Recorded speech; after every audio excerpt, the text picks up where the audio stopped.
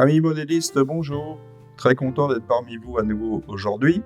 Je vous propose aujourd'hui une vidéo pour vous montrer comment je crée des dalles en pierre à partir de plâtre.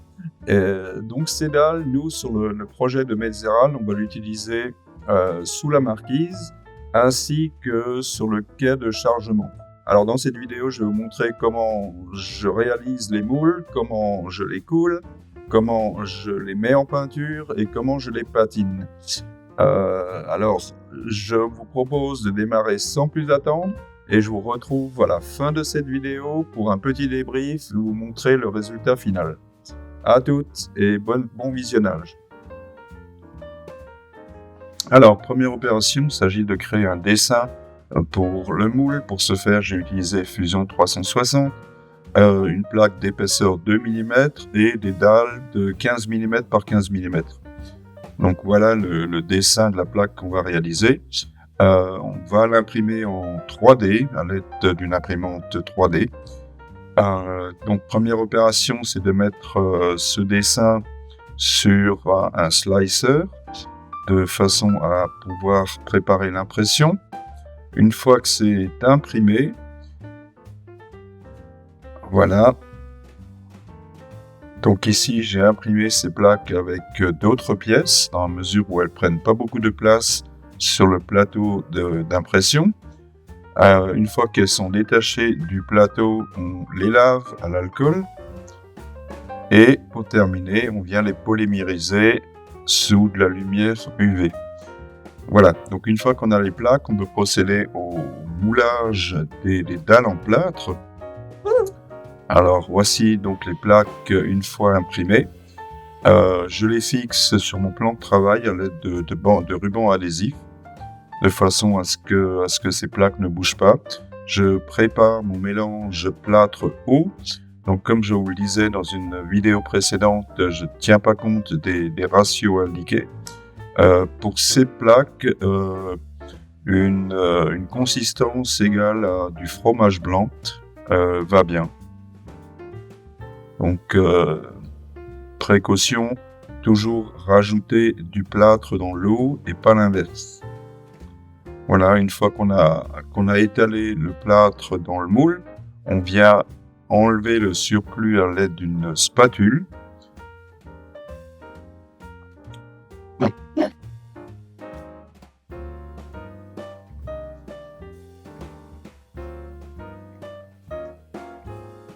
Voilà, on enlève le dernier surplus. Ça va très très bien dans la mesure où les moules sont plans. Donc aucun souci pour cette opération. Et on obtient un fini de surface tout à fait acceptable.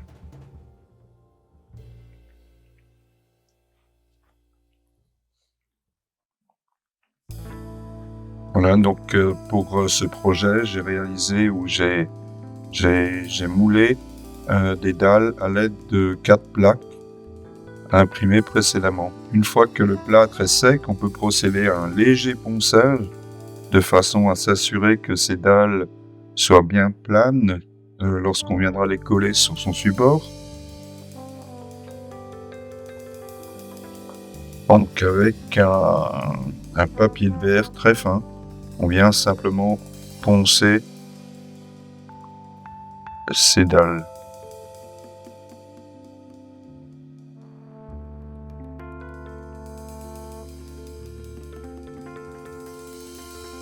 Voilà, une fois que tout est terminé, il n'y a aucun souci pour retirer ces plaques du support, donc à l'aide d'une spatule, et on vient plier légèrement les moules de façon à libérer les plaques qu'on vient de couler.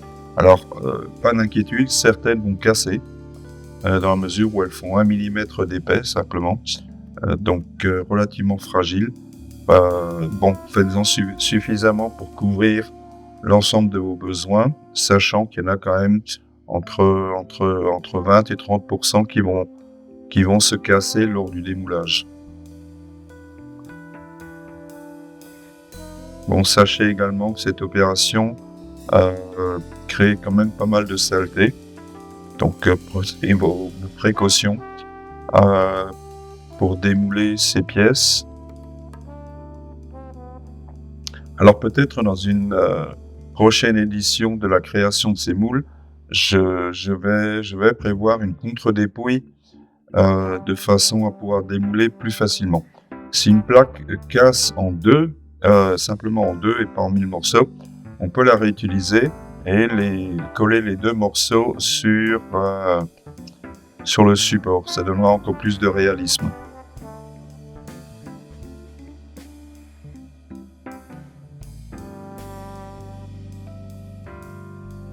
Voilà, une fois qu'on a démoulé toutes ces dalles, on vient les coller sur un support. Alors pour ce faire, j'utilise de la tacky glue de chez Woodland Senix, de façon à pouvoir réajuster pendant quelques temps les plaques lors de la mise en place sur le support. Donc là, pas de souci, on vient déposer une fine couche de colle et on vient l'étaler à l'aide d'une spatule. Alors la colle à bois marche également, simplement qu'elle prend un petit peu plus rapidement, alors que la tacky glue permet de réajuster si besoin les dalles sur son support.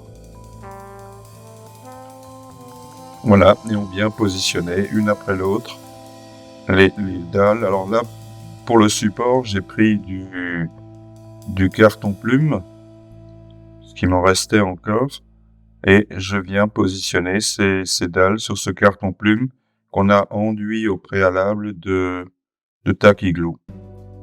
Ah.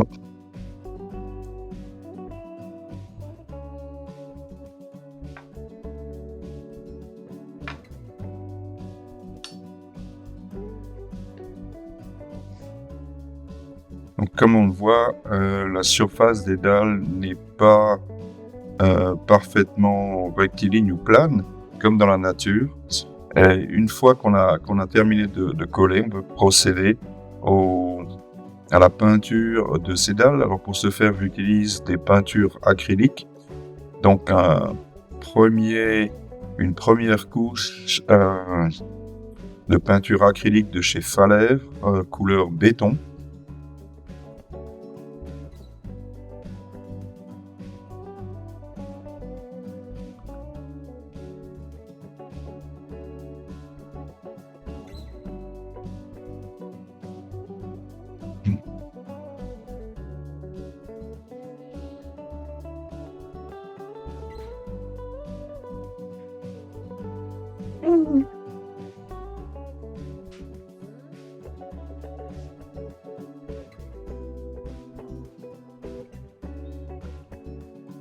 Voilà, donc je mets à côté une deuxième teinte en gris clair que je viens mélanger à la couleur béton. Donc il suffit de les mélanger à l'aide d'un pinceau. Et une fois que c'est fait, le secret, c'est beaucoup d'eau. On vient diluer cette peinture acrylique et créer une peinture extrêmement liquide, presque un lavis.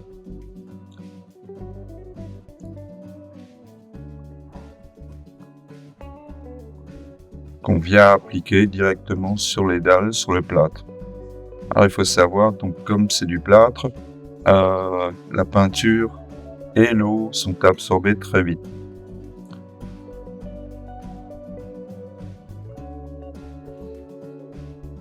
Ouais.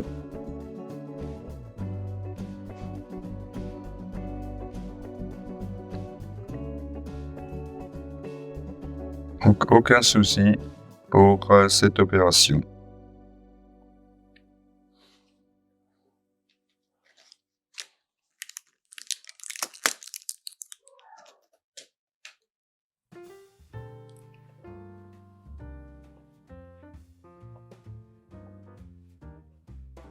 Donc pas la peine d'avoir un fini uniforme, ça rendra les dalles encore plus réalistes.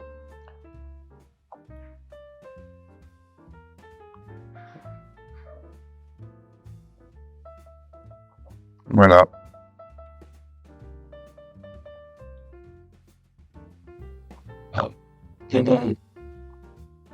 Alors, il se peut que vous ayez quelques endroits qui n'acceptent pas la peinture. C'est qu'au moment du collage, on a eu quelques gouttes de colle qui sont venues se mettre sur la surface du plâtre. Donc là, il suffit de repasser 1 ou 2 fois à l'aide de peinture un petit peu moins diluée sur ces zones, de façon à les cacher.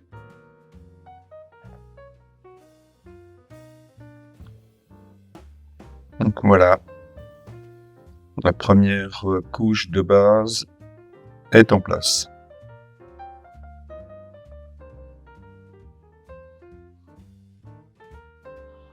Donc je vous montre le résultat de cette première couche. Donc comme on voit, le fini n'est pas uniforme, chose qui renforce le réalisme. Deuxième opération, on va prendre toujours de l'acrylique, donc du noir, qu'on va diluer encore davantage que la couleur béton.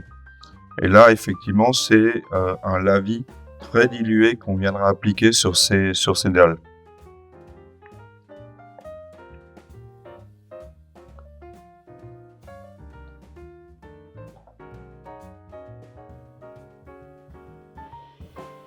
Voilà, beaucoup d'eau.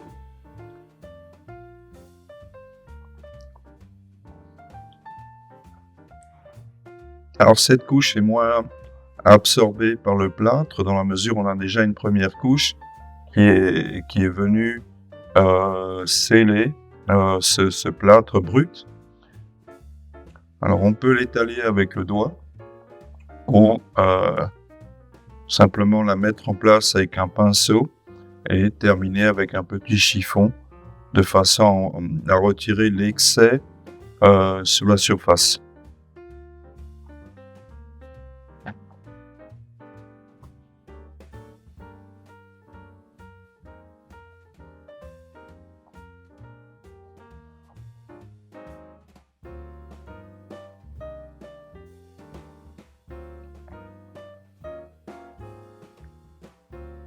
Donc on s'assure qu'on a de la peinture dans les lignes de joint entre les dalles, de façon à augmenter l'effet de troisième dimension et de profondeur.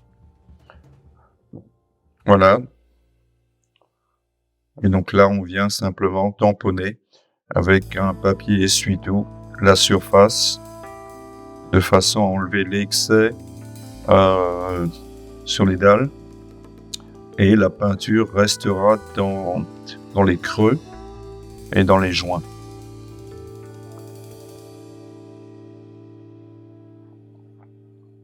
Alors bien sûr, on laisse sécher entre chacune de ces couches. Comme c'est de la peinture acrylique, 15-20 minutes entre chaque couche suffit amplement pour le séchage.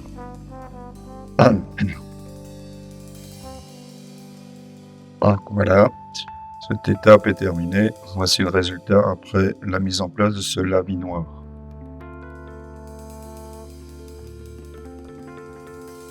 Et là, on vient appliquer une troisième couche de peinture acrylique avec du brun type terre de sienne. Donc pareil, très peu sur la palette avec beaucoup d'eau,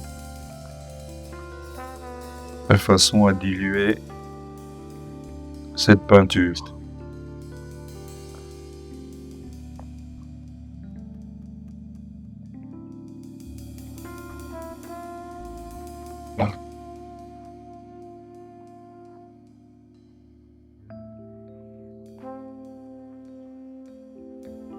Donc cette couche ou cette couche de peinture vient réchauffer un petit peu l'aspect des dalles.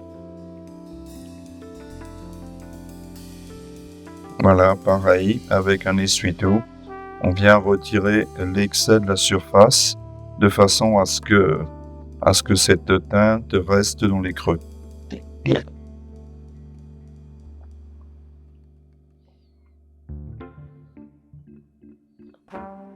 Voilà, donc troisième couche de peinture acrylique, ça commence à prendre forme.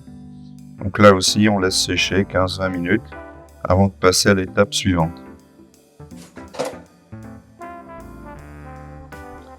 Voilà, dernière opération, enfin avant-dernière opération, on vient mettre un lavis énamel de chez AK. Donc ça c'est de la peinture énamel à ne pas diluer avec de l'eau, avec un diluant approprié. Et donc pareil, on vient l'étaler à l'aide d'un pinceau souple et relativement large.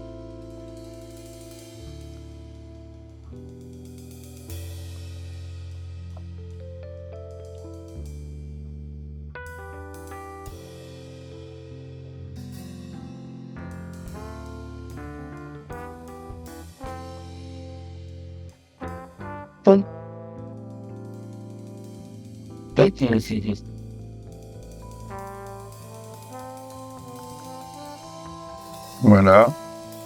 Donc et là, comme précédemment, avec un essuie-tout, on vient retirer l'excédent sur la surface de façon à laisser plus de lavis dans les creux.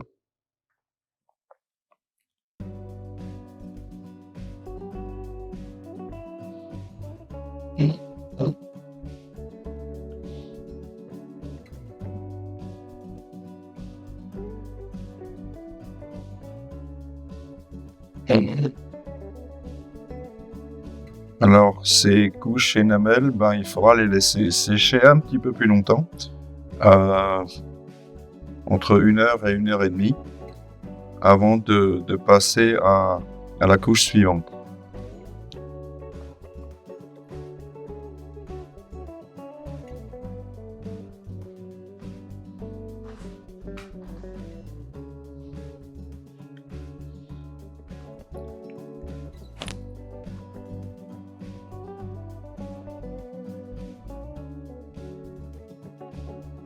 Voilà le résultat.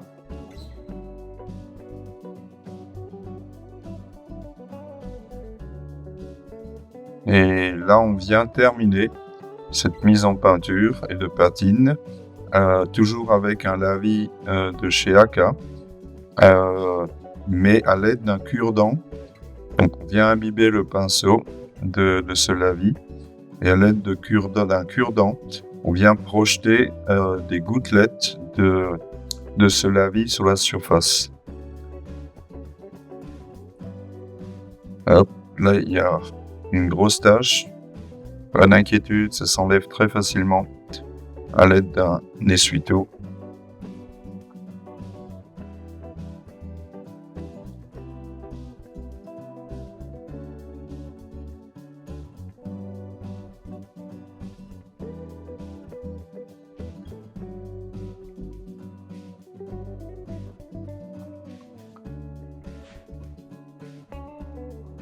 Quand on vient atténuer l'effet, toujours avec notre papier essuie-tout, en tamponnant légèrement la surface.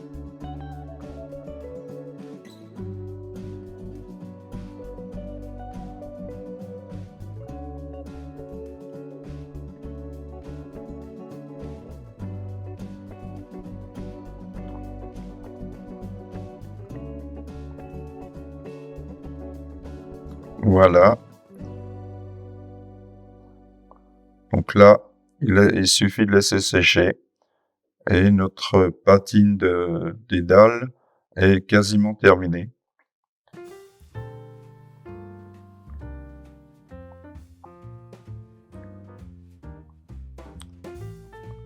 Alors, dernière opération, notamment si les dalles sont montées en extérieur, on va avoir des mauvaises herbes aux jointures qu'on vient simuler avec de la colle à bois et du fine turf de chez Woodland Scenics. Alors, pour appliquer la colle à bois, on prendra un cure-dent de façon à travailler précisément. Et on viendra déposer un tout petit peu de colle dans les jointures ou dans quelques jointures de ces dalles.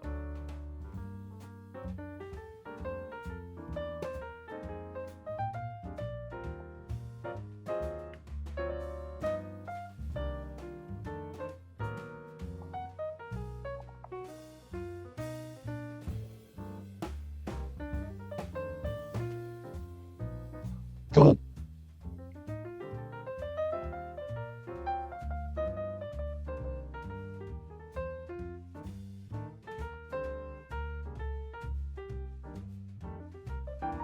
assurez-vous bien de déposer la colle que dans les jointures entre les dalles.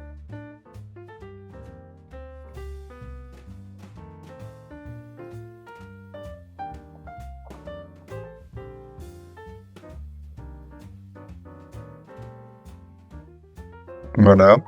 Une fois que c'est fait, on vient saupoudrer à la main du fine turf dans les zones qu'on a précédemment encollées.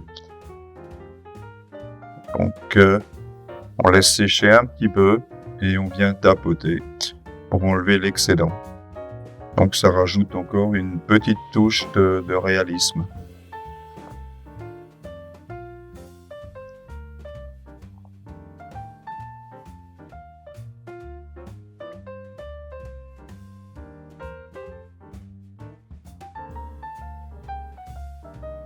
Il en faut très peu.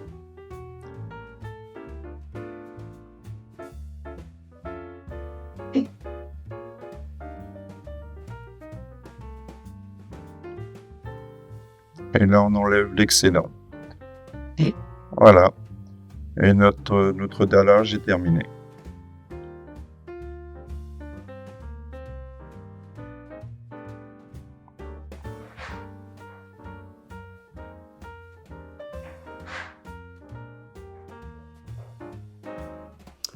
Alors voilà pour ce tutoriel relativement simple avec un résultat réaliste et efficace pour vos réseaux ferroviaires et vos dioramas. Donc je vous présente encore une fois le résultat. Donc ici, ça n'est qu'un échantillon puisque notre marquise et notre quai de chargement de la gare de Metzeral ne sont pas prêts à être équipés de ces dalles. Mais on mettra ça en œuvre dans les semaines prochaines et je ne manquerai pas de vous présenter une vidéo. J'espère que vous avez apprécié ce tutoriel et je vous dis à une prochaine pour d'autres tutoriels liés au réseau ferroviaire et à la création de chemins de fer miniatures. Je vous souhaite une très bonne journée et à plus.